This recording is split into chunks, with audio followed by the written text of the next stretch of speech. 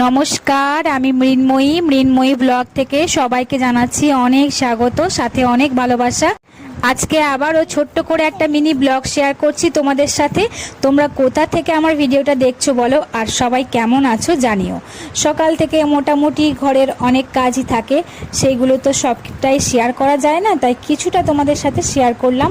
সকালের কিছু কাজ দেখো, জল ধরলাম, জামা কাপড় কেচে মেলে দিলাম, তারপর রান্না করেছি দেখো আজকে ভাত, পটল ভাজা, ডাল করেছি আর ডালের বড়া করেছি, মাছের টকও ছিল তার সাথে, আবার চিংড়ি মাছ। আগের দিন আমার মেয়ের তার দিদার বাড়িতে চিংড়ি মাছ খেয়ে খুব ভালো লেগেছিল, তাই আবারও বায়না করেছিল মা আমাকে ওই মাছটাই বানিয়ে দিও, তাই ওর বায়নাতে আজকে আবারও চিংড়ি মাছ আমি রান্না করেছি।